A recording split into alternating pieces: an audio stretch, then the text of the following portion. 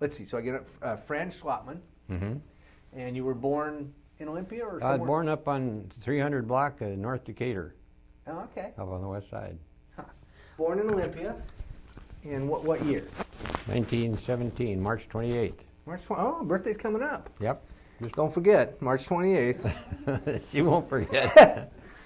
Mine's the 14th, so. 14th of March? Yeah. Oh, well, yours is coming up pretty quick too. Coming up too, and Adolf just had his Saturday, so. Oh, is that so? Yeah, a lot of March babies. Uh-huh. So what's your first memory of Olympia? So you were born there, did you grow up in that neighborhood, or did you move? Yes, did. For the first, I don't remember exactly how many years, but I went through the sixth grade, I believe, in the Garfield School, and then went to a little country school out at Rignall. And where was that? Rignall is out this side of Steamboat Island. There's a little Grange Hall out there. Okay, yeah. And then the school was down there about a half a mile or so towards the steamboat. Oh, okay. A little one-room school. And it was a lot of fun. So that was before the Griffin School District then? No, the Griffin School was there also. Oh, it was? But they hadn't consolidated with it yet. But later on, after we left, of course, they consolidated with Griffin. And the first day of school, they had a little grocery store right on the corner down there below the Grange Hall. And the first day of school, it burned to the ground. And so all the kids were late to school that morning. Is the school gone completely, the building? Oh, yeah, the building and everything's gone. Huh. In fact, my sis took us out there about 2 weeks ago. We went clear down Steamboat and down Carline Beach, and nothing like it was. No, it's totally. When we lived out there was a bunch of farms, but there isn't any farms left, none at all.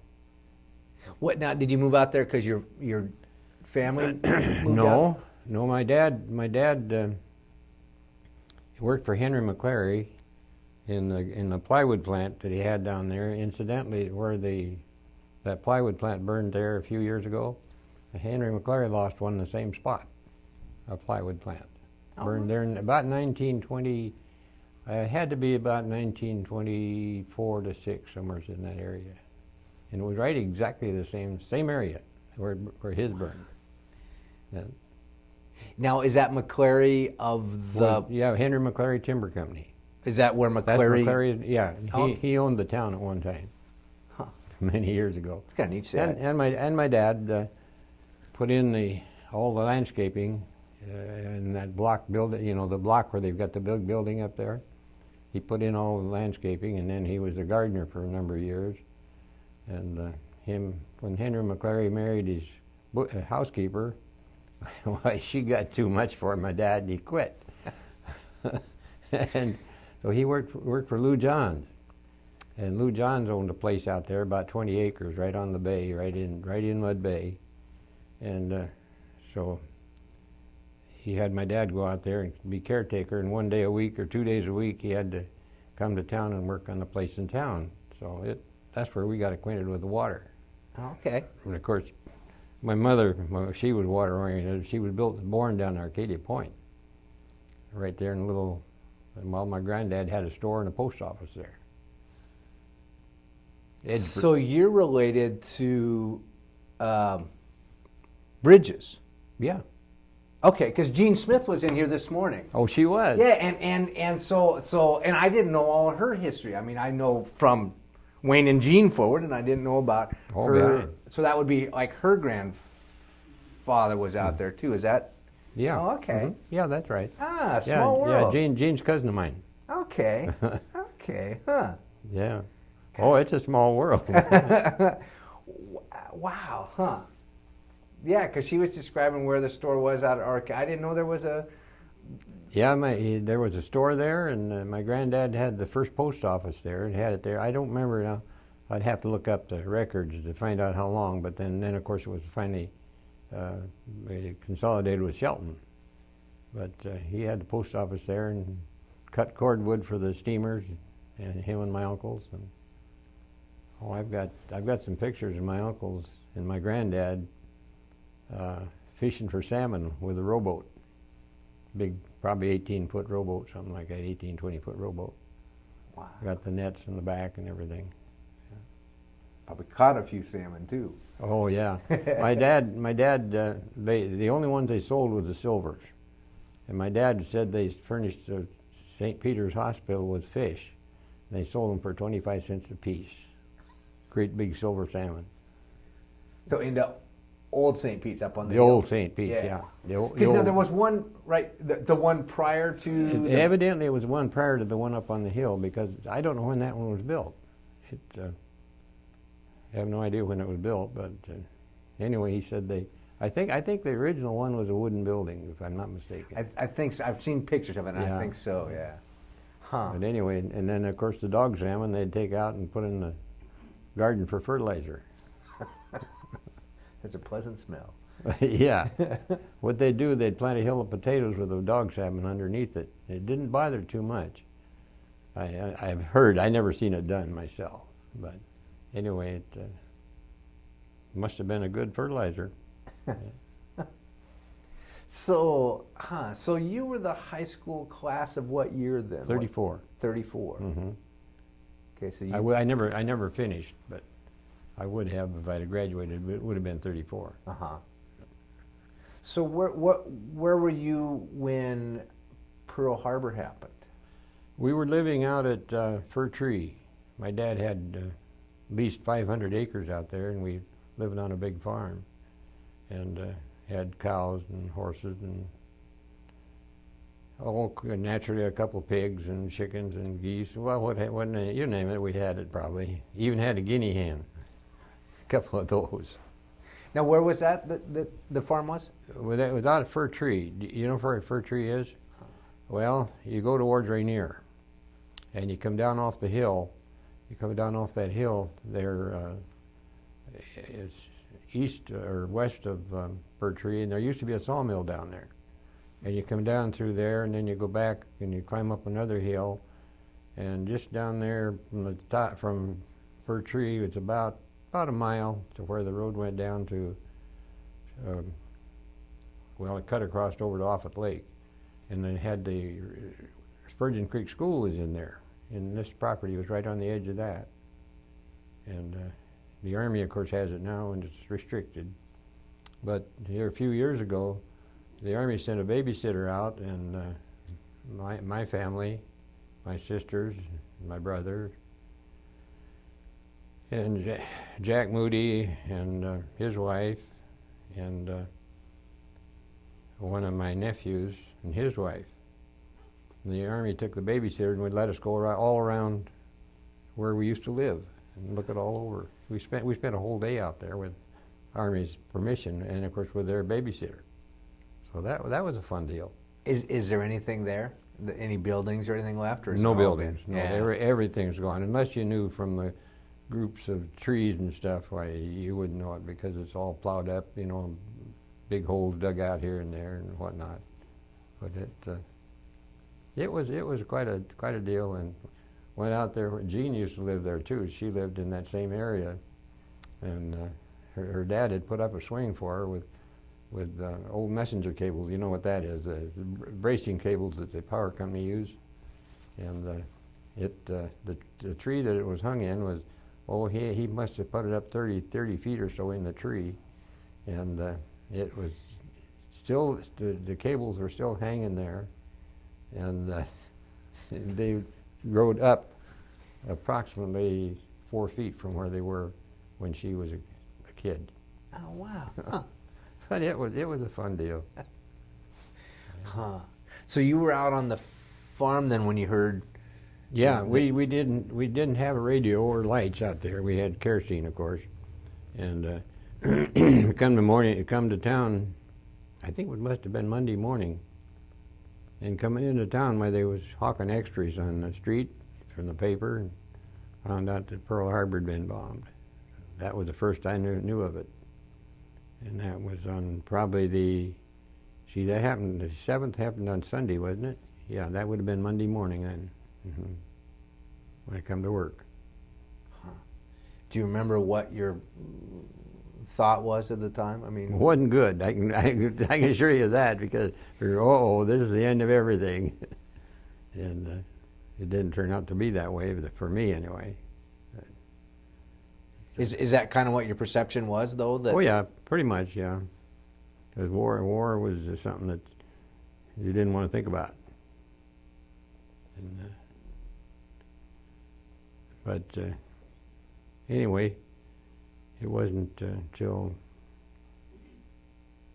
well, let's see, that was 7th of December, and I was drafted in April, 2nd of April. So,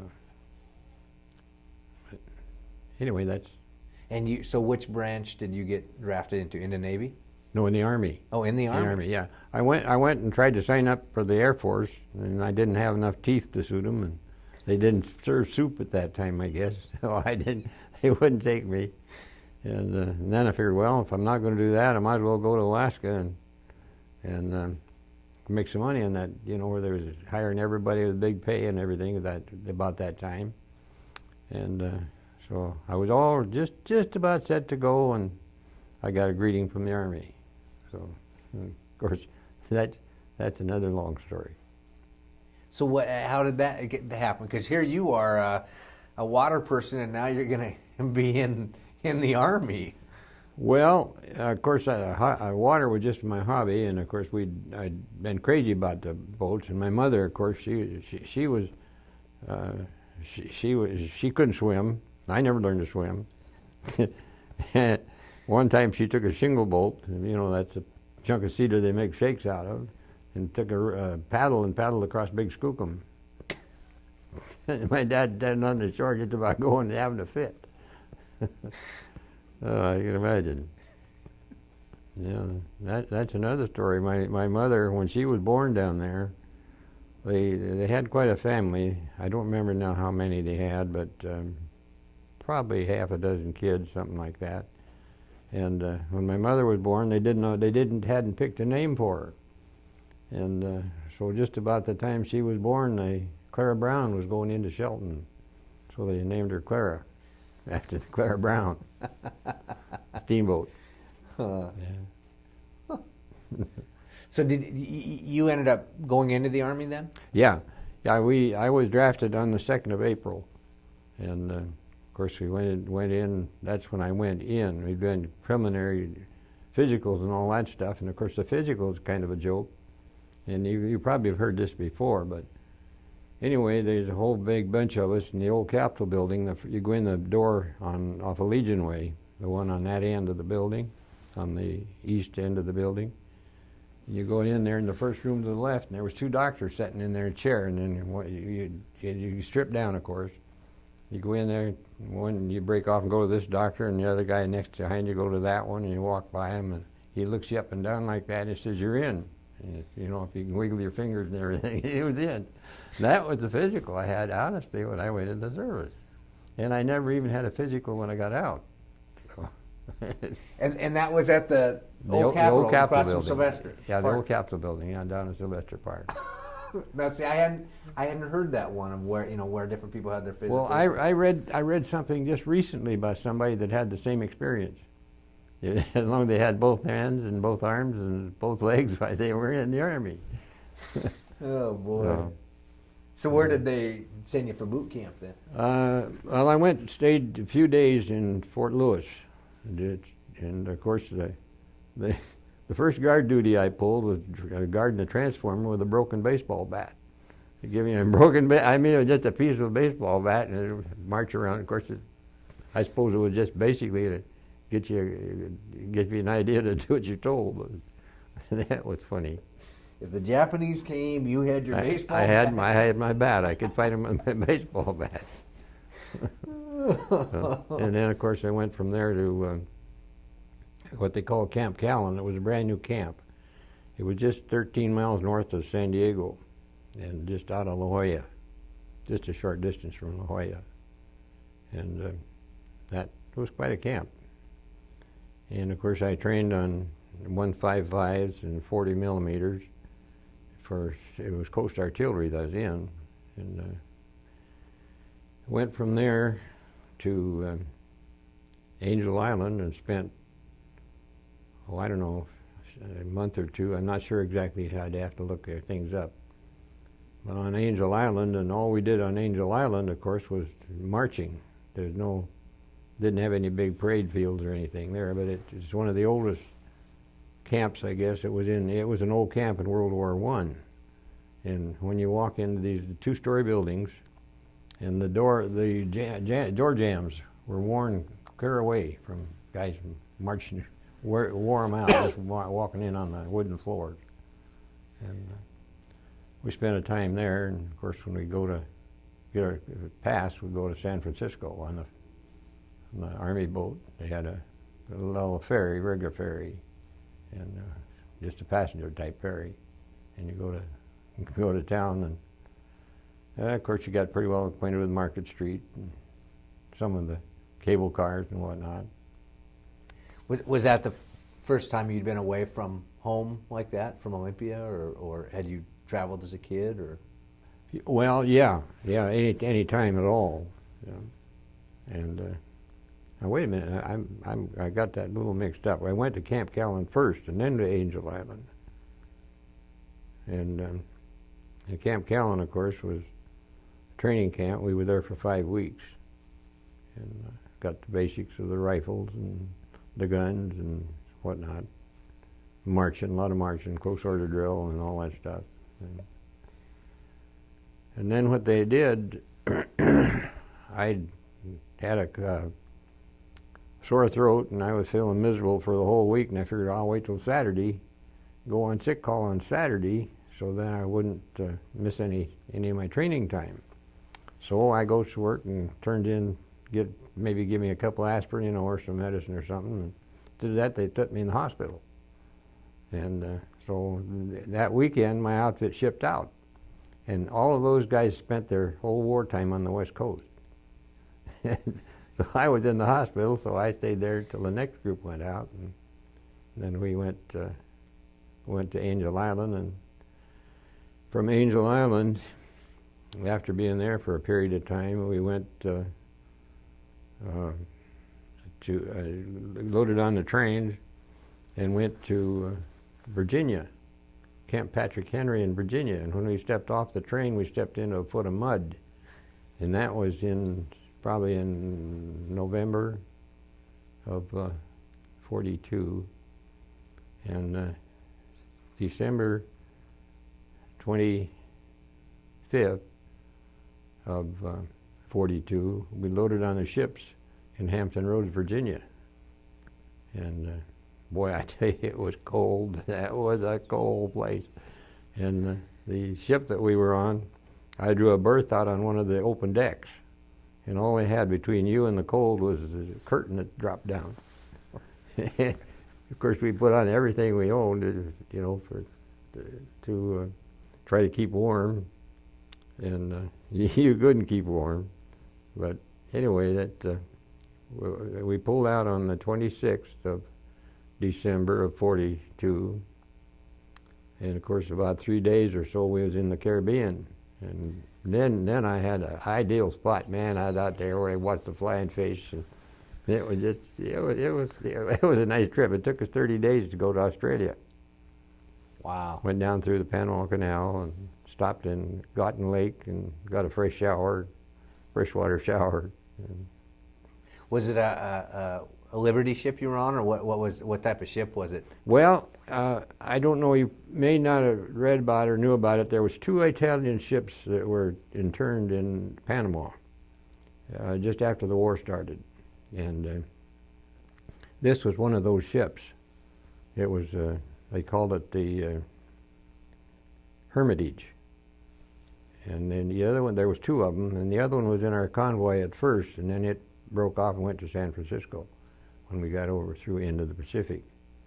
But it was one of those Italian ships. It was an Italian luxury liner, and you could still see of course they'd made everything for bunks, and pile bunks up and down, and put pipes up, and then they hung the bunks on them, and you could still see the beautiful wood and all staircases and that stuff that was on the ship. And it was quite a ship. So it still had a little bit of a feel of the. You could yeah, tell it had you been could a- look in the officers' country and you could see what they still had the silver and stuff on it. I don't know whatever come of it. I don't think it was ever sunk. I think probably they just finally scrapped it. And was it I just? think the name of the other one was the Monticello. That wasn't the Italian names, but that was what the Army or the Navy named them. The Monticello and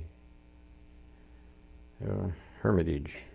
Was it just packed? I mean, did they just shove as many soldiers? I've on? forgotten now. Yeah, they were just, well, you know, you've seen these little narrow bunks about so wide with a pipe frame around them and canvas bottom, and then they fold up. Well, they were just stacked like that, about 4 high out on the outer decks.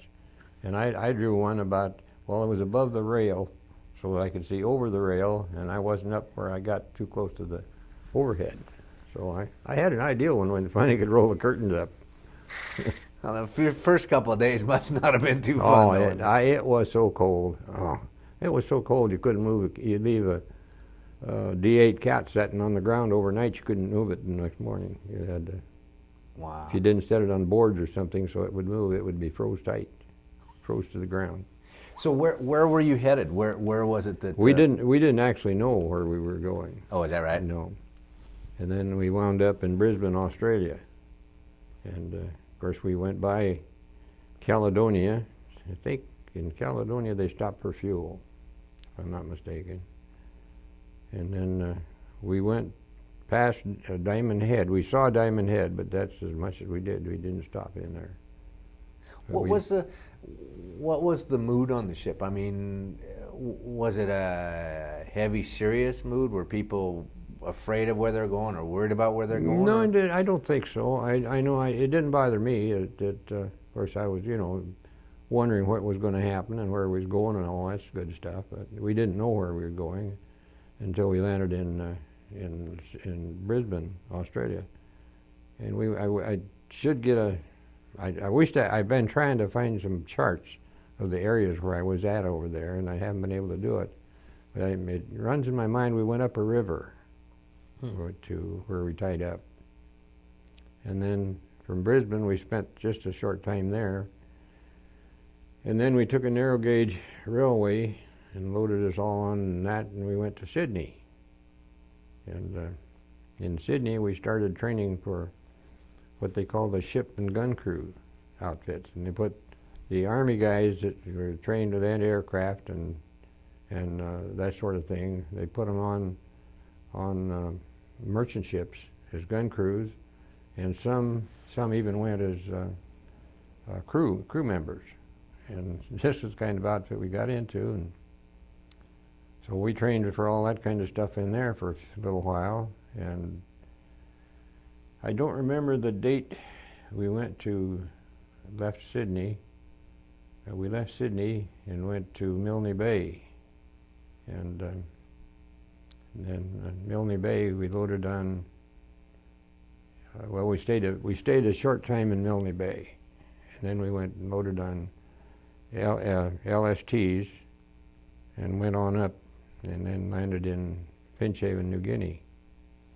And of course I spent about 2 years there in Finchhaven. 2 years? Yeah, running tugs. And then what happened, instead of going on a ship and gun cruise, some of our guys did, and then they came back to the outfit. But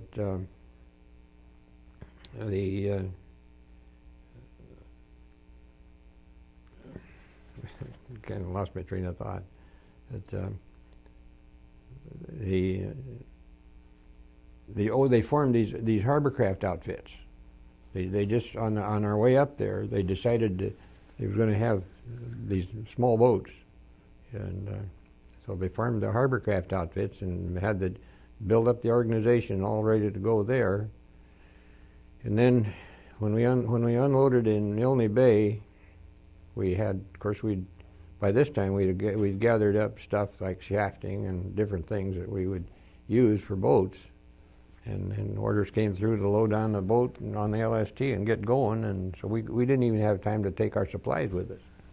they got in such a big hurry, and I don't know why that big hurry was, because when we got to into Finchhaven, New Guinea, we didn't have any boats. So all we did, we dig in foxholes for the officers. Before we dug our own, we had to dig them for the officers. Kind of funny. But anyway, then later on we did get the boat started coming in, and fortunately I was the only one that had any experience around the water, and I went, on the way up, I got 2 rating advances. I went from corporal to a staff sergeant just on the trip up there. I don't remember now how long it took us. Those things I should have written down, but shoot, I was a young guy, and of course I was the old guy in the outfit. I was 25 years old. Yeah. And I was old. I was the old man. So what was was that a central clearing place? I mean, it sounds like they had a port set up there, moving boats in and out? Or? What it actually turned out to be later on was a forward base. It was a forward base, and of course once we got our boats, and the thing of it was that we had a bunch of green kids. Most of them was from New York. Biggest share of them was from New York. Some of them I couldn't hardly understand because they had that Brooklyn accent. In fact, one of the fellows got a ship shot out from under him. He was on a gun crew, and he got a Purple Heart, so he turned up with the Purple Heart missing. He'd had a trip to Sydney. He got a trip to Sydney when he got sunk, when the ship got sunk out from under him. Well, he had a Purple Heart, but he gave it to one of the Goyles in Sydney, that kind of language. But we had a swell bunch of kids. The average age is probably 18, maybe 19. I didn't average it out, but any that I remember were 17, 18 years old, 19 maybe. But, we had one man that was 35 years old, and they finally sent him home because when he come calisthenics and that sort of thing, he couldn't keep up. And so they just figured he was too old to send him home. Huh. But, what type of so you ended up on running a tug there? Yeah. Mm-hmm. What was the tug like? Was it a steel hold or? No, they were wooden boats. Oh, really? We had one steel. These were built in New Zealand. The WTs were all built in New Zealand, and then we had a bunch of. Did you happen to notice that old Black Knight that was down here at West Bay? That was one of the tugs that we had. That was an MTL. Really? Yeah, that particular one wasn't, because that one never got overseas. But that was the type of boat we had, and ours had Chrysler Royal engines in them, 8-cylinder engines. And it was.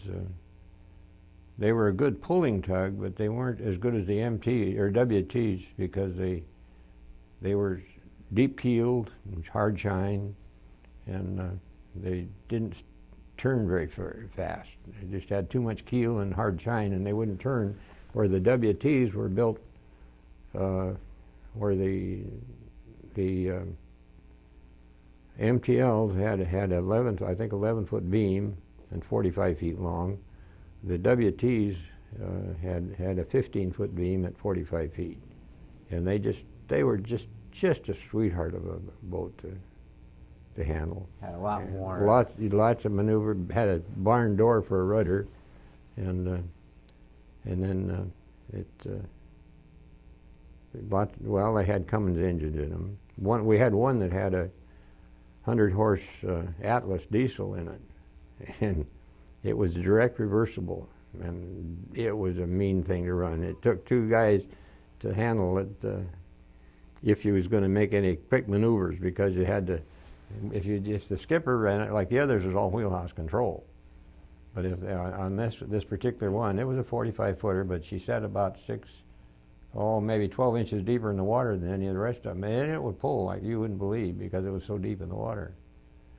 But you had to turn loose of the wheel and turn around and work the levers, and then when you get the levers worked, I turn around and grab the throttle and try to go. So you had to give yourself time to stop, or else you didn't get to stop. In fact. Oh, go ahead. Sorry. In fact, we had a ship that was brought into the inner harbor, and they used it for barracks. I don't know for what, But anyway, it was it's called the Mexico, and it was a riveted plate ship. You know, riveted plates. Well, when we pushed it in, that particular tug was on the job, and he pushed one of the plates in. He had too much power for him. So, Oops.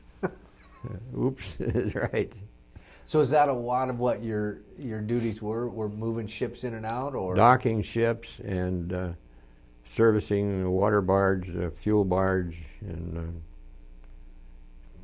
when we unloaded ships with the crane barges, then we'd take the loaded barges and take them to the docks, and some of them would unload out in the stream, and if they did, well, then they put it on barges, and we shuffled the stuff around, and we were plenty busy when it was a forward base. In fact, we lived on the tugs, of course, and worked 24 hours a day, 7 days a week. And of course, I enjoyed it. I didn't even. In fact, I wouldn't even go up and pick up my pay if I had no place to use it. So the old man had let it go for maybe 2 months. Then he'd send down word if I didn't come get my money, I'd get me court-martialed. So. And I didn't do any gambling, and well, I shouldn't say I didn't do any gambling. I'd take a 5-pound note, and that was my poker money for the month. And if I lost it, that was the end of it. But we had some guys that'd be broke within 5 minutes after they got their pay. So where would you gamble? Oh, just amongst yourselves, you know. But we had one fellow that set up a dice table, and he'd work in a gambling casino. And of course, I never did understand dice, but he would take a rake off of all the money that come on the table and watch you run the game. I guess he did pretty good. But one of my crew members, my engineer, a man by the name of Buzz Eisenhard, and he'd be broke, and then he'd come around and want to borrow somebody a 2-for-1, and you know, some guys would do that. They'd loan him 2-for-1. But if you didn't catch him when he come out of the pay line, you'd never get your money back. He'd lose it before he got back to the barracks.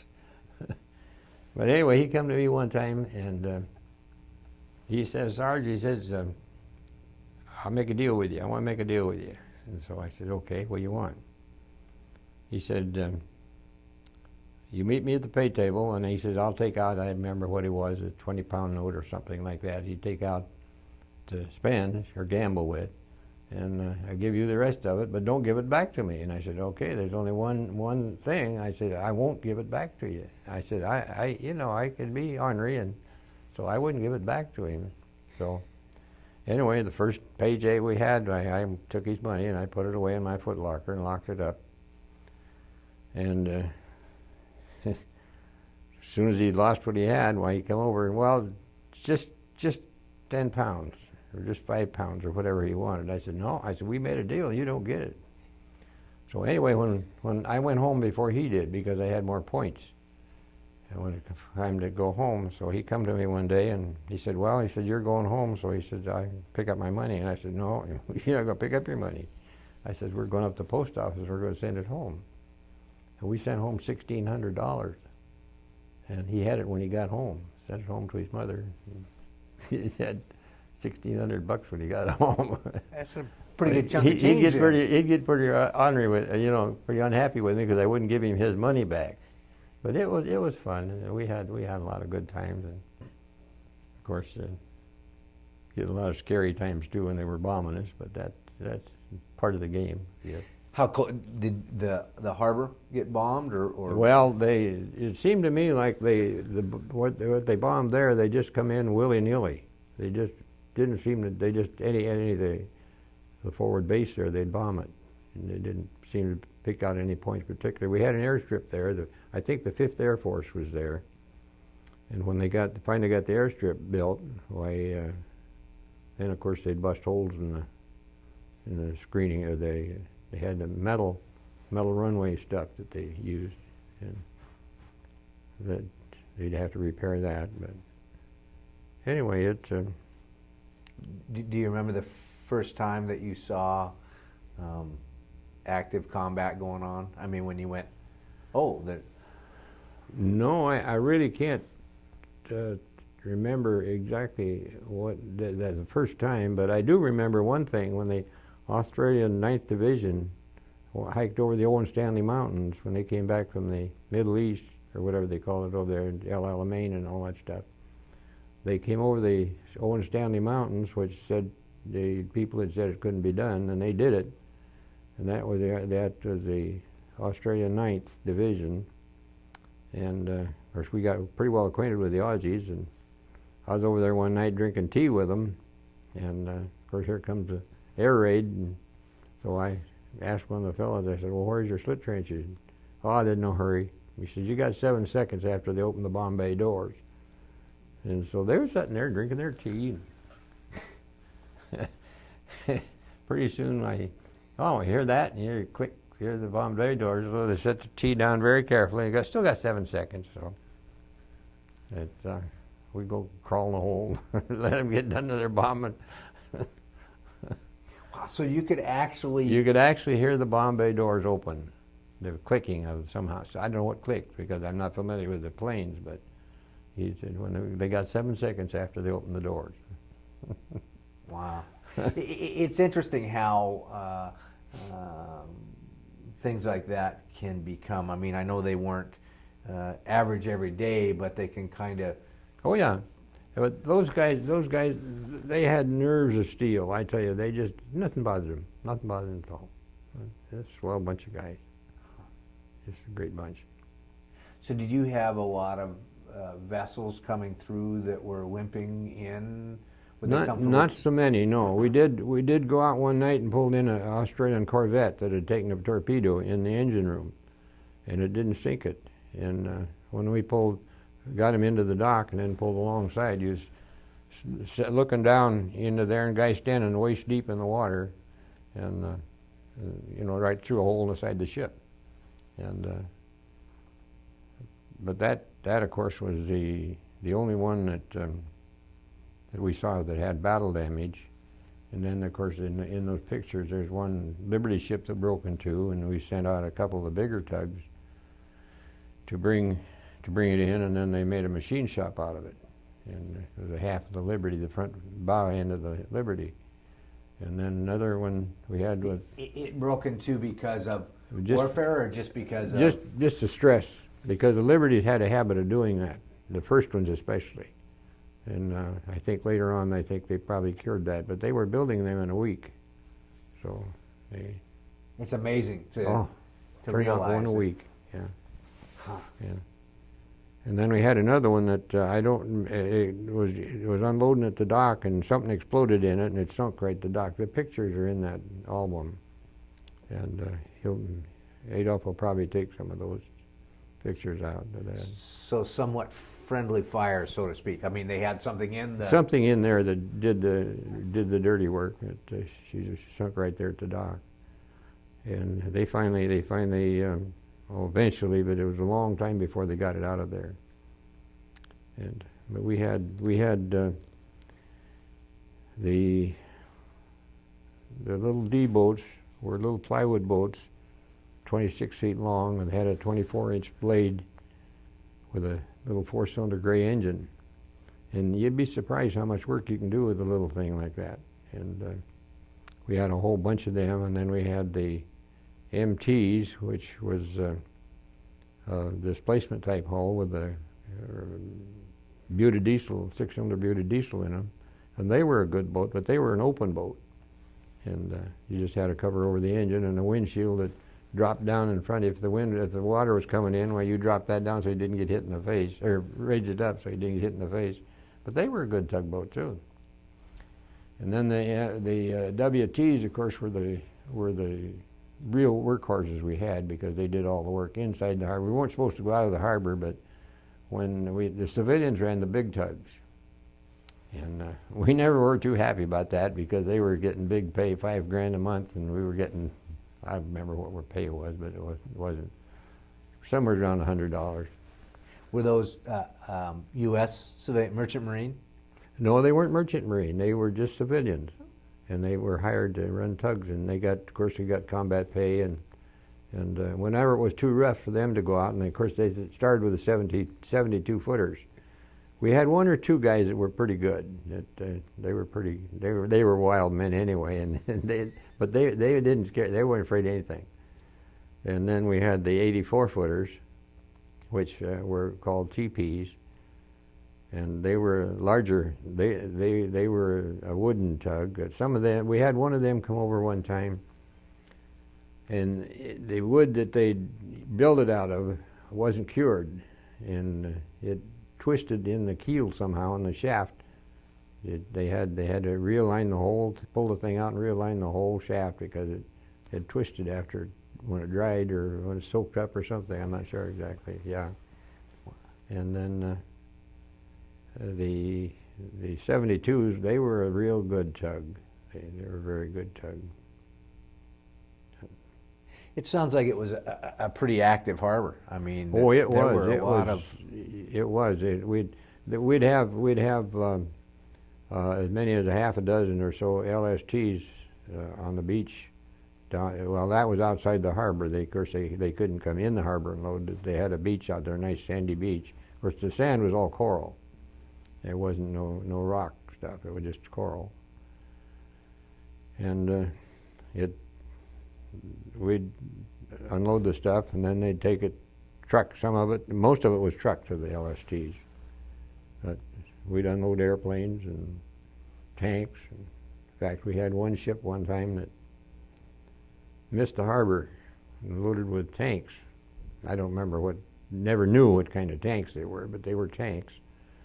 And he'd hit the headland out there, about 10 miles out from the harbor, from where the inner harbor was.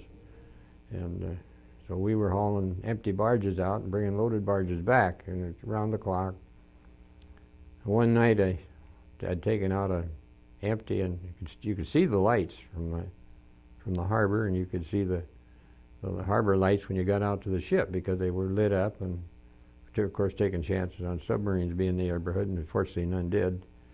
But anyway, we headed back, and then it started to rain, and it rained so hard. When it rains over there, it rains. With a searchlight on, you couldn't see the bow stem. So here I was half asleep, 2:30, 3 o'clock in the morning. I was half asleep at the wheel. All of a sudden, I realized I didn't know where I was going. I knew the only direction I knew for sure was out to sea. So I pointed her out to sea and cut the engine down and just idled until it quit raining so I could see where I was going. And then I could find the harbor. And from that time on, I always took a reading on my directions, and so I knew where to come back to. Yeah. Was it out where the ship had missed the harbor? Were you getting out into? He was out in the open ocean. So you had a pretty good little ride there. Oh yeah, yeah. Boy, that must have been fun. Most of that was ground swells. However, one night I was sent out to. There was a Liberty ship that was coming in, and he blew a cylinder. And they had steam engines, of course, and they blew one of the cylinders, and it was a rough night. It was actually too much for that little tug because when we went out there, we hooked onto him all right, and they passed down one of those 7-inch lines, the big, huge lines, and you couldn't tighten it up. And not only that, but the waves were so short that if you tried to open up, your wheel would come out of the water, and then your engine would race, and so you couldn't use your full power. But we managed to keep him off the beach, and we went about 10 miles. The current took us about 10 miles up the coast before they got the cylinder repaired. But we were able to do it. And it's little things like that. And of course, really, at the time, it was no fun. One time I was towing targets for the Navy, and that's something else that's no fun because you tow a target about 1,500 feet behind your tug, and they're shooting at it with live ammunition. 1,500 feet isn't very far. I think I'd keep feeding line out. That's all I had. So what are they're firing? What type of weapons? I really don't know what type of weapons they had. They were shooting. Can't remember the name of the 90s. I think the 90s. But they're firing above water guns. Yeah, over the water. Yeah. So you just towed like a.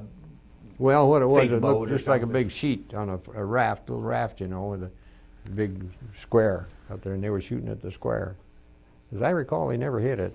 They come close, but if they'd hit it all the time, it'd be better because then I'd feel more safe. I was going to say, if they're missing it all the time, I hope they're missing off to the bow side or off to the stern side. Yeah. Huh. See, now I didn't know that they did that. I knew that with airplanes, they'd go up and tow socks around. Oh yeah, they did it there too. Huh. But you know, it was a funny thing. When we first went in there, we had the 90 millimeters anti-aircraft guns, and whenever the Japs would come over, they wouldn't let them shoot at them because they said give away their positions. Now, what the heck good was a gun?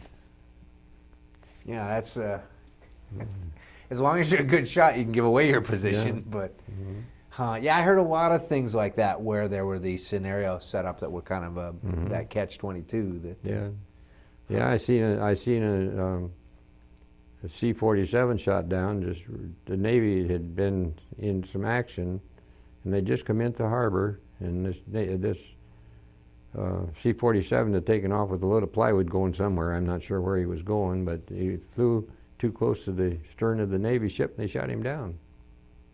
I don't know whether the pilot got out or not, but So friendly fire. friendly fire. Yeah. And of course, those things happen. Yeah, I've heard a couple again like that where young kids behind a gun and things were happening fast. They were nervous and they got within range of him, so they brought him down. There's all kinds of things went on. Boy, that must have been a thrill, because tanks aren't real light pieces of machinery, but taking them off of a ship and loading them onto another. Well, the ship's gear wouldn't handle it. They had to take the crane barge up to do it. So you take a crane barge out against the ship. Tied it alongside the ship, and then they lifted the tanks and stuff off. They lose any in the drink? Not that I know of. I think we got everything off safely. And then they had the Australians had two big salvage tugs. One of them was the Bars 1, the Bars 2, and they would come up there and anchor. And then if they were needed, then the Americans would hire them to pull the ships, whatever they needed done. And I don't remember whether they pulled. I imagine they pulled on that one because none of our little tugs went out to pull on it. Another time, in that area, the current always goes north. It runs at 7 knots, and that's pretty good current. And we had a C4, what they called the Cape ships, I think.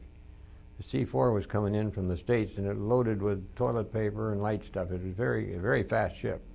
And she was doing 17 knots when she hit a reef out there. And it didn't puncture the ship or anything, she just slid up on it. So we was out there doing the same thing with that, but you can imagine how many barge loads of stuff we had to get off that for again. And then they pumped the fuel out of it. And then they get the big barge tug out, and they pulled her off all right. They made it okay. Doing 17 knots with 7-knot current going the same direction. Boy, that's moving at a pretty good clip there. Yeah. But didn't puncture it. No, it didn't puncture it. They got her off, and she went on about her business. But, they probably pulled it out when they got it home. But such things as that. So you had planes and tanks and food and just everything. Yeah. One of our greatest things that we did, even the old Matsonia was over there, and we pushed. In fact, there's pictures in there that Adolph's got of pushing them. And I took the picture, so it wasn't my tug, but it was my buddy that he was pushing the Matsonia into the dock. And there was this great huge ship up there, and a little tug down here pushing against it. You see, this is that, the history books have left some of this out in the fact that the history books talk about people that were up on the front lines all the time. Well, yeah. But for everyone on the front line, there were 7 people that had to get all the stuff to where it was going. Well, you when you figure that we had at least 6 of the 45-footers. That is the type that I ran, and then the MTLs, and then there was 2 or 3 Australian-built civilian-type tugs that we had one of them had great big Vivian engine in it that was, oh, it was a beautiful engine, but the tug, it was just too hard to run. And so we only used that when we really were prodded for extra help. And then we had one steel tug, which of course had no insulation in it, and that was, we only used it when it was a dire emergency, because you get in there, you just fry on the deck and everything else, and get it below decks, you're in terrible shape.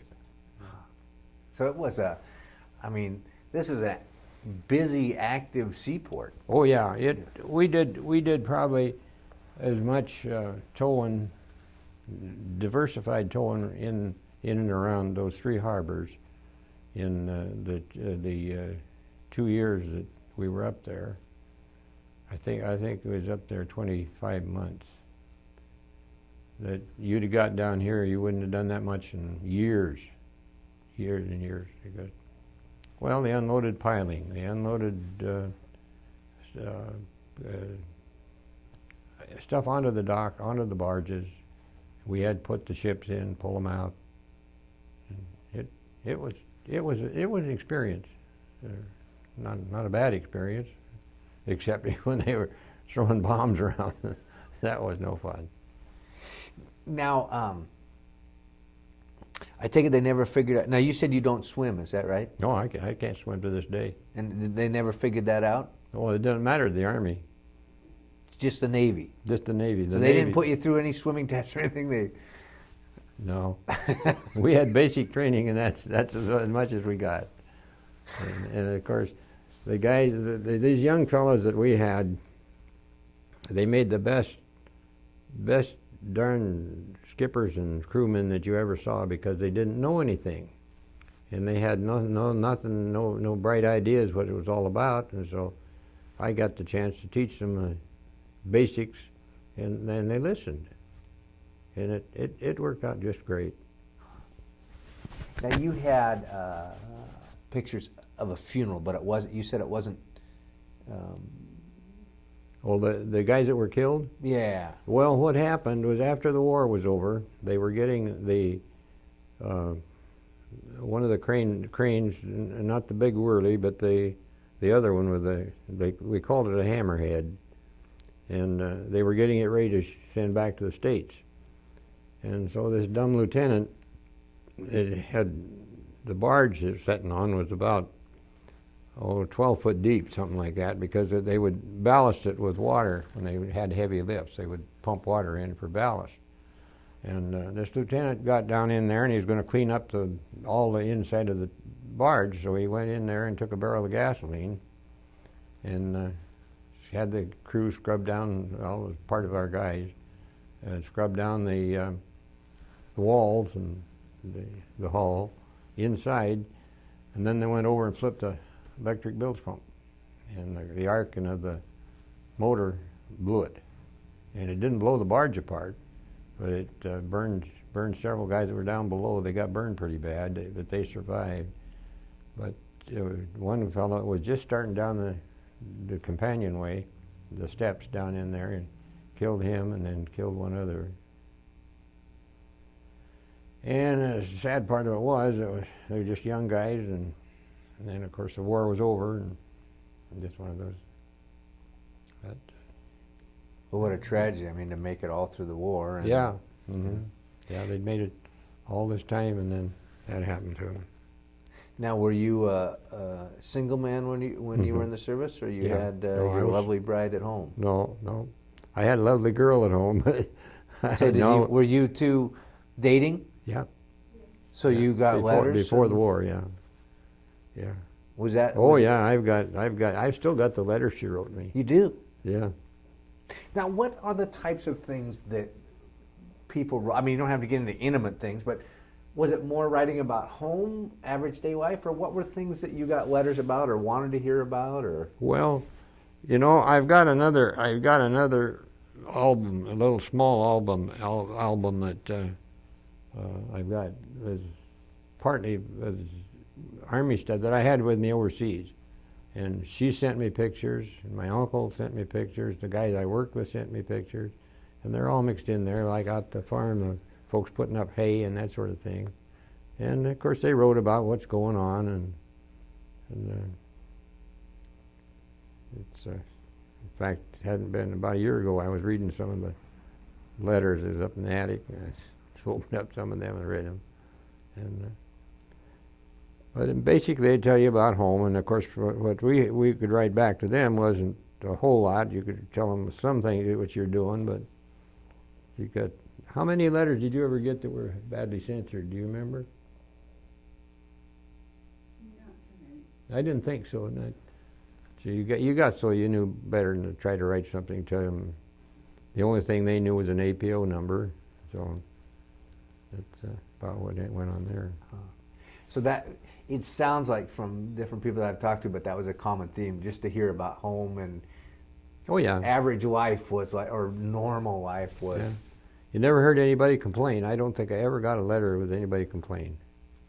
And it's then of course when they finally we got to be way in the rear, why then we had I had trouble with my crew because I didn't like sitting around. And they could sit and play cards all day or something like that, and they thought it was great. They didn't have to work. But anyway, I never got a chance. I'd go volunteer for any work that came up. And they got wise to me because the other guys weren't going out. So they put a stop to that, and we had to go back and take our turn. It got pretty boring. And then later on, they broke up our outfit and left a third of them there, and a third of them went to I think it was New Britain Island, and then the third that I went with, we went to Hollandia, Dutch New Guinea, and that was a different story. The natives is another story. The natives at Finchhaven were trained by the Australians, and they would pick a chief or somebody and take him to Australia, and they'd teach him so that they could understand money, so people didn't cheat them on their money when they sold them something. And then they made special coins with a hole in them so that they could string them around their neck. And so that when this fellow got what education they gave him, they weren't well educated, but they educated him enough why he got a cap, looked like the old Salvation Army caps, and a stick, a walking stick type of thing. And he was a number one man. So you do any business in the group of natives, why you had to go through him, and so he'd keep them straight. But they were the most honest people that you ever saw in your life. I went up the coast one time to salvage, actually, the Australians had borrowed some trucks, brand new trucks, of course. There was, I think, 3 6x6s and at least one Jeep, maybe 2 Jeeps. But anyway, I was told to go up there. We took an LCM, and they said, if the Australian officer in charge up there will just sign for them, I'll give them the Aussies. Otherwise, you got to load them up, take them out, and dump them in the drink. Well, the Australian captain, he says, no, he says, you have to pay for them. I said, whoever paid the United States for anything? I said, you never had to pay for them things, and they wanted them. They wanted to keep them. But anyway, they wouldn't sign the paper, and so I loaded them up and took them out and dumped them in the drink. Brand new trucks. Oh boy, you talk about hurt. That hurt. So that was just the tail end of the war? Is that when? Yeah, it was winding down pretty much, but it had gone past us. And we were supposed to go on to Leyte, in the invasion of Leyte. And we were loaded on the ships and everything, ready to go. And the crew that came in to take our place was just come from Seattle and supposedly well trained. And so we told them that we had a few days, and if they wanted us to, we'd show them around, different things, how to read the water and different things like that, because you could tell, look at the color of the water and tell how deep it was. And so these guys said, no, we know what we're doing. We were trained, we were fully trained, there's no problems at all. Well, the first thing you know, they had ammunition barges on the beach and different things like that. They didn't know first thing about actual work. They probably could run the tugs fine, but they didn't know how about tying up to them and maneuver them. So they let that go for 3 days, and they finally orders came through to get back on your tugs. We were supposed to go in the invasion of Leyte. But they made stevedoring outfit out of them, so they never did. I don't suppose they ever did get any tugboats. But it's just one of those things that happened. So, where were you when you heard that the treaty was being signed? That the Japanese were? Well, I was in Hollandia, and of course I didn't run any tugs in Hollandia. I had to dispatch the tugs. But, we didn't have an awful lot of work to do there, but there was some. And then, of course, about that time they were starting to dispose of stuff, and these little 26-foot boats, they would pick them out with a crane, set them on a steel barge, and burn them, then kick the iron in to drink. That's what happened to all those little 26-foot tugboats. Wow. Just burned them. What a shame. Oh, yeah. Well, do you remember the little Donnie D that was down here in Olympia? Mm-hmm. That was one of the 26-foot MTs. That was Henry Hinckley built most of them over in Maine. They were good little boats, very good little boats. So that's at the end of the war. I mean, I've seen pictures of the pushing planes off of the ships and just into the drink, so they have enough room to haul people home and didn't want to. Yeah, if you go over there, probably in New Guinea and some of those jungles, you'll find brand new D8 sitting in there in crates. They actually, if you can believe it, they crated them things and brought them over in crates. I remember one time I was,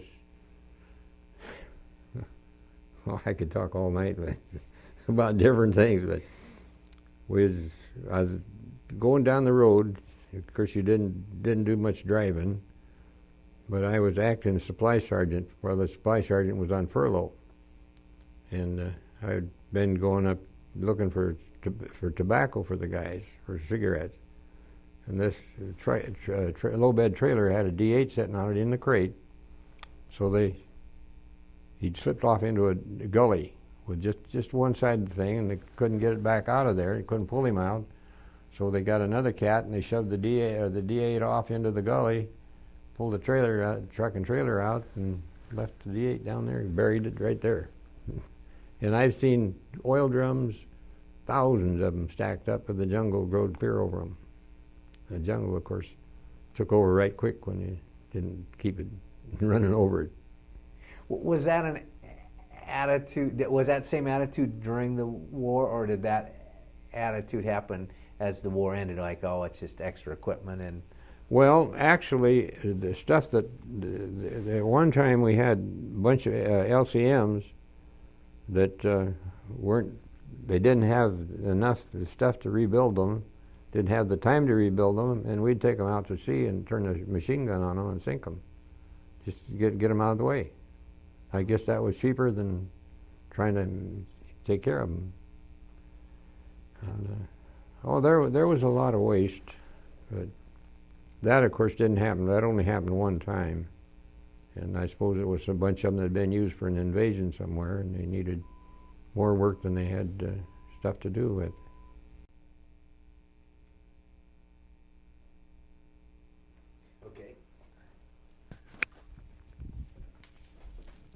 So you say there was a lot of waste. Yeah, that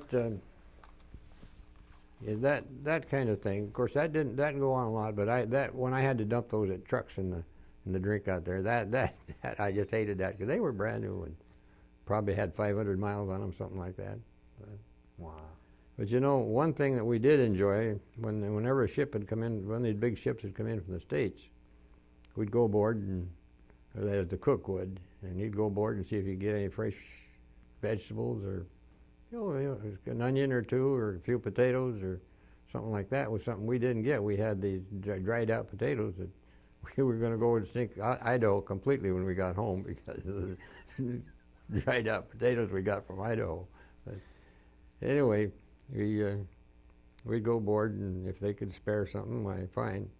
Most of the time they were pretty good. You guys, in fact, one of the Matson boats, the cook went aboard, and we'd pushed him into the dock, and went aboard and got a hold of the steward and wanted to know if he had something he could spare. So pretty quick, he'd come over to the side of the ship and holler down. He said, "Send me up a couple of guys to help me." And I said, what's the matter? Can't you take care of it yourself? No, he says, I can't. So anyway, we got this steward had given him a bundle of, at first he gave him a big turkey. And then he gave him a box of oranges and a sack of potatoes. And heck, if we got one potato apiece, we figured we were doing a pretty good job, you know. But anyway, he gave him a whole sack of potatoes and some onions, a batch of onions, and a leg of mutton, and let's see, there's something else. Oh yeah, and then he said, well, you guys got sheets on your bunks? And, no, we got no sheets.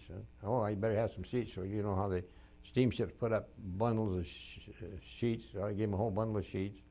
Well, you better have bedspread to put on top of it. So I gave him a bundle of bedspread. Man, did we have it.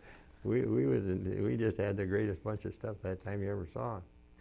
Christmas came early that Christmas came early, you bet. Now, did you live on your tug then? Oh, yes.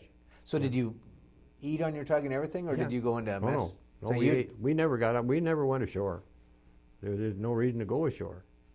And because usually there's a bunch of tugs and the guys want to play cards while you went on one of the other tugs or something like that. And well, it worked out pretty good that way. One time we went aboard well, it was a steamer. I don't know what nationality it was. It might have been American, might not have been. But anyway, he went aboard, and so the steward got real ornery with him. And just started cussing him out, and no good GIs and all that sort of stuff. And he said, well, you don't need to we just ask. And so that in them days, they used to keep the fresh vegetables and stuff out in an open slatted box on deck, high up on the deck. And so that night we was unloading, I forgot what it was, with airplanes, I think. But anyway, about 2:30, 3 o'clock in the morning, I went up to the guy in the crane, and I said, how about swinging a pallet up alongside of that bin up there? So sure enough, they swung a pallet up there, and we unloaded all the onions and potatoes and fresh stuff they had out on deck. Took it down, and we had an old sunken barge that you could crawl in and walk through the water, and then you had a dry end that it only had about this much tide. At any extreme tide, it was only about 3 feet. And so this one end was always dry, but you had to crawl through the water to get there. And that's where we hid our stuff. And they come down looking for it the next day, but they never found a thing. Oh, it wasn't all bad, you know. I assume there was a lot of little things like that went on. Yeah, like one night when we were ashore, you had an old barge there that the guys made up to her. The crews that run the LCMs and the LCVPs, of course, they stayed on shore. They lived on shore. But anyway, they had this barge, and they fixed it up real nice with their top over it and everything, and their bunks with their mosquito nets, and all lined up on one side. And that particular night, Jim Dunn he was actually my cook at the time, and the Army finally got so they was issuing 24 cans of, well, at first it was bottled, of beer a month. They had 3 at a time. And of course, most of the guys, if I drink 3 cans of beer, I'd be looped. But I didn't. At first, I didn't drink mine, and then I got so I figured, boy, if you drink a can of beer, I could just eat them out of house and home. I don't know why, but it just gave me appetite you wouldn't believe. And I weighed 135 pounds, so I could stand a little weight. And anyway, this particular night, the guys all got a shower, and they didn't have anything to do. And Jim Dunn had drank his beer, and I think he got a couple of mine. And they only issued 3 at a time. Some of them had saved them up so they could get a jag on, you know. Jim was all in his suntans and everything, nice, freshly cleaned up and everything. And it's hot around here, he says. And so he goes and walks over to the edge of the barge and jumps in, gets cooled off, clothes and all. Oh, just little things like that, you know. A lot of stuff went on. Do you remember any? Because you were there 2 years. Yeah. Do you remember Christmas at all? Oh yeah. Yeah, Christmas. All the guys, they made the best of it. I've got a little testament at home that's got where I was the almost 4 years that I was gone, and tells where I was at and what I was doing then, and I've got a record of that. Yeah, but we had, well, let's see, we had Christmas of 42 was in Hampton Roads, and then had 42, 43, 44, yeah, 43 and 44 was in New Guinea, and then 45 was on in Tacoma Harbor on the ship coming home. We got off on the 26th. We left on the 26th of December and came back on the 26th of December, 3 years later. Wow. Yeah. What are the chances of that? I mean, Very slim, I would guess. But anyway, the skipper, we stopped in San Pedro on the way back, and of course, the only time I ever went, and of course the troop commander made us all get off the ship and march around town, and it was raining. You step off a curb and you stepped into a foot of water at least. And so we just soaking wet when we got back on the ship. That stupid commander, he could have killed him. But anyway, and then he got the ship going again. The captain of the ship he lived in Tacoma. And so he got home for Christmas because he pulled into the harbor on Christmas Day. And of course he could, as soon as he got tied up, he got to take off. We unloaded on 26th. Huh. Yeah. Was that the end of your career? Yeah. And then? Mm-hmm. Well, I spent a couple, 3 years in the reserves. Went to California about, I don't remember what year now. Anyways, an observer in war games down at Camp Pendleton. And then I stayed in the reserve till after the Korean War was over, and then I dropped it. And so what did you do when you got out of the service? Did you come back to Olympia, or? Oh yeah, I came right back to Olympia. Went back to my job with Olympia and Wood. I'd started working for Olympia and Wood when I was 12 years old. I'd go down after school, and they'd have, well, in fact, I've got the record book, and I got 50 cents a load for throwing wood in. They'd take it out and dump it somewhere, and people wanted to put away, throw in the garage or in the basement, and they gave me 50 cents a load to put the wood away. And my first paycheck was $6, 12 cords of wood or 12 loads of wood. And then I went on to work for him in and out of the sawmills, and in 1935, I think it was in 35 or 36, I started driving, and then I drove from then until 51 I quit, wasn't it, Jane? Yeah, anyway, when I quit and went on my own.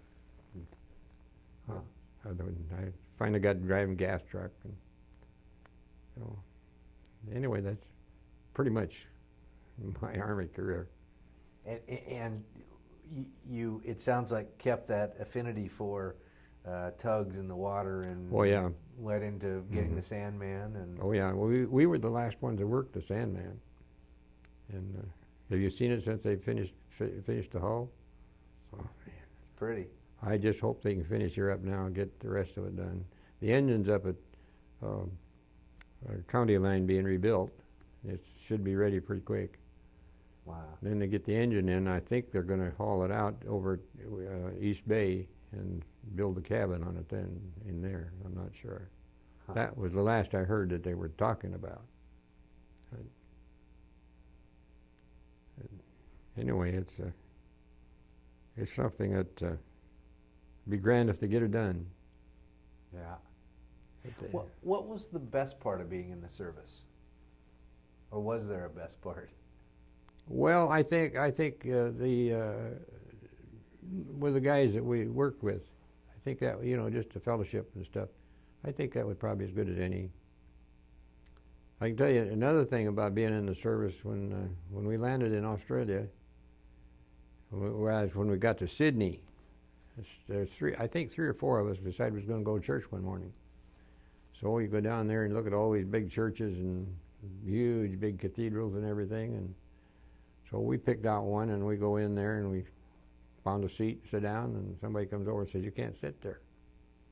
So Okay, so we just moved somewhere else. Well, so-and-so sits here, you can't sit there. So we asked them where we could sit. So they take us over here, and it's behind a baby post. And so we sat there through the service, and I don't remember what they talked about or anything else. But next Sunday, I said, well, I know where we can go. We'd be welcome enough. So we'll go to Salvation Army. So we went down and found out where the Salvation Army was, and we went in and sat in the back row. Pretty quick, minister sees us sitting back there. I think there was 4 of us. Sees us sitting back there, and he comes down there and says, well, you boys come with me. So he comes up and sits us in the front row.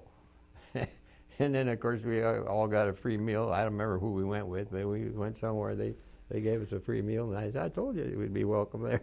Sure enough, and of course, that's something that when we left Hampton Roads, the Salvation Army was down there with coffee and donuts, and of course, we were in a big hurry, and they wouldn't let us stop or pick up a cup of coffee or anything, so we didn't get it. And then the Salvation Army would get a place on the ship if they had a spot for them, and they never really worried. The Americans didn't. But it didn't seem to me like anyway about taking them. But when you get to Australia, it's a different thing. The Salvation Army's got a very special spot on deck, where they're number 1 people over there. Huh. And they put them right on the ship wherever they want to go and take their gear with them, and it's a different story altogether. I didn't know that. Now, but the Red Cross, of course, is a different thing. They always had the best of everything, accommodation. What was the worst part of being in the service? Being away from home again. I think that's probably the worst. How soon did you get married when you got back? Quite a while. I got back in 45, well, off the ship on 26th of December, and I was a couple days at Fort Lewis, and we didn't get married until 49, 4 years. Not quite 4 years. Anyway, there's a lot of water running under the bridge there too, so there's another story, another big story.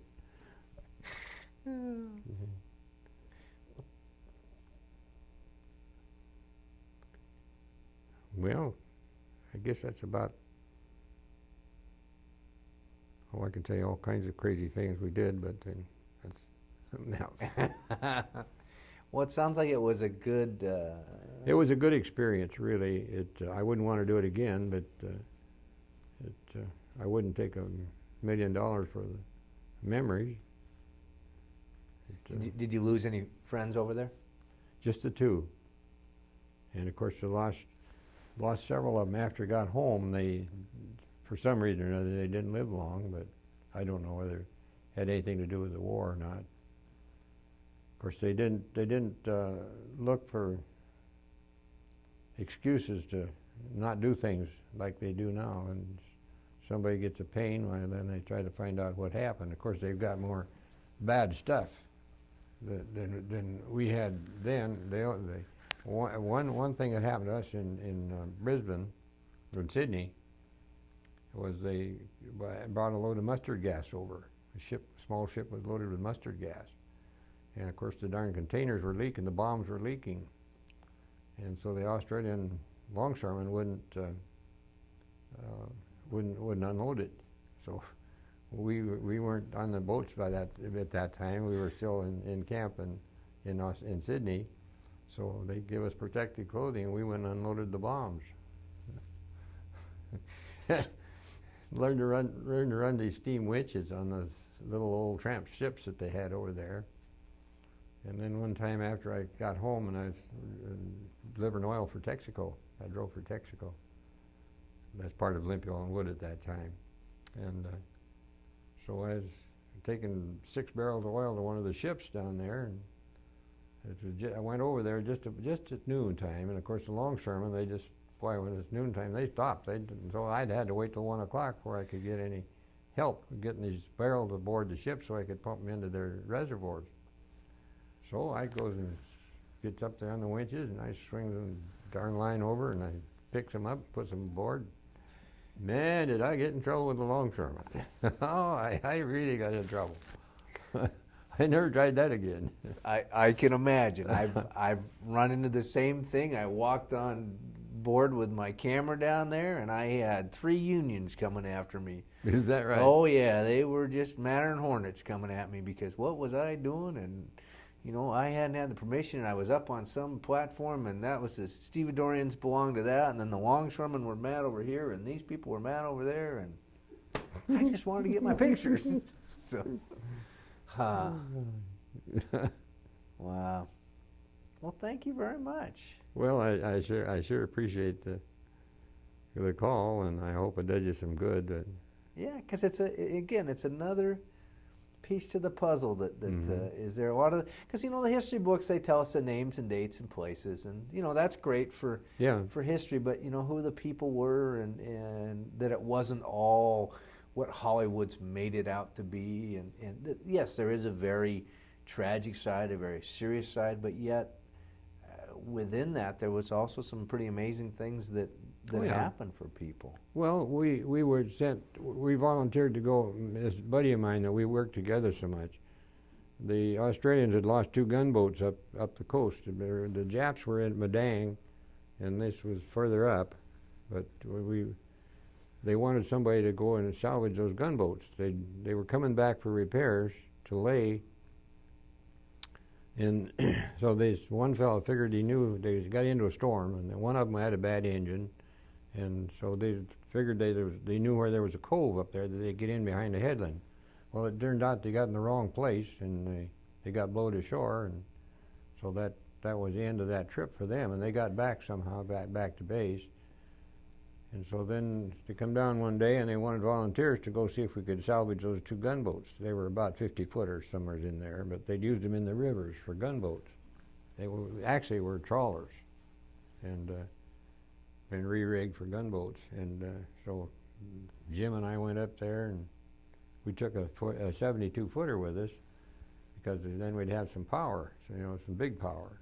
And so the first time we hooked onto one of them, the 72-footer, he went sideways, and there was a channel in like this to where the boats were, and they'd gone ashore up on the coral reef, and then it came around like this, and the waves breaking over here. Well, when he was pulling on it, somehow or another, he either got in the bite of his line or something, and he went ashore. Well, he couldn't get his line loose off of this coral that had hooked around, so we cut his line loose and sent him home, because it no good without a tow line. So Jim and I, we finally got the one of them off, the one that didn't have a hole in it, and the other one we started pumping on it. We'd taken pumps and all the gear we'd need, you know, to do the job. And we had pumps on it, pumping it out, and of course the first thing you'd get out is the old dirty bilge oil and all that stuff. And finally we was getting clean water in there, and the swell was lifting it up like this and set it down, and then lift it up and set it down, and a gentle swell in there. It wasn't stormy anymore. And so after a while we see little fish swimming around in there. It can't be coming from anywhere but outside. So then we started tearing ceiling out. We tore the ceiling out and found out there was a brain coil you ever seen a brain coil? Well, it looks just like a brain, absolutely just like a brain, and they're usually oval. And they'll be anywhere from this big, you know, and so big this one was about this big. And they'd set down. If it hadn't set on that brain coil, it would have been okay, but it set right on there. And of course, every time the wave would lift it, water would rush in, and then when it set down, it kind of plug it off again. So what we did, we took a mattress and tore up some of the sheeting, the inside of the ceiling of the inside of the boat, and braced the mattress over the top of the coral, and you know, with planks and stuff, and braced it down. Then we could pump it out. By keeping the pumps going, we got it up on an even keel, or more or less on an even keel, and we pulled it off. So then we went back, and there's pictures in that album there where we took it on the beach, and in this little cove, laid it so that we could pump water into it and tip it down the beach and almost expose the whole hole in the boat. And then I had a piece of tin on the tug that I'd salvaged for no good reason because it was there. A piece of galvanized tin. It was 3 feet wide and probably 8 feet long. We cut a square of that off, and it just covered the hole in the boat with about 6 inches to spare. We took 2 blankets, 2 GI blankets, folded them up, and then we nailed this tin over the top of it and brought them home. I got a pretty nice letter from the Australian government for that. Well, that's that Yankee ingenuity that. Yeah, that's right. Yeah. You know. In fact, that happened quite often over there. You'd be surprised the stuff the guys made. It's amazing when with when they get that mode of solving the problem versus, again, like you said today, a lot of, well, we can't do that, or yeah, we don't have the proper equipment. Well, I tell you, the way we looked at it, the impossible, the difficult you do immediately, the impossible takes a little longer. And that was, that's the way we looked at things. And I don't think we ever set out to do anything that we didn't finish. Not that I can recall. Do you keep in touch with any of the guys, or when you got done? About 3 or 4 of them I still, there's still, you see, three that I get a card from every now and then, but for a long time there I was in touch with about a half a dozen. Huh. But of course a lot of them are gone now. And the one guy you mentioned, if I heard right, his last name was Dunn, but yeah, any relation? Jimmy Dunn. No, he was a sheep herder from Idaho. No relation to Charlie. No. Yeah, he was a sheep herder. In fact, when they came aboard with that leg of lamb, I was going to pitch it in the drink because I don't like lamb because of the taste of it and the smell of it. But when Jim said, "No way," he said, "Don't you throw that away." And so he knew how to cook it, and he cooked it, and by golly, it was good. It was real good. I think he cooked it forever, but don't remember exactly. But it was good stuff. Quite the time. Yeah. Well, thank you very much. As I said,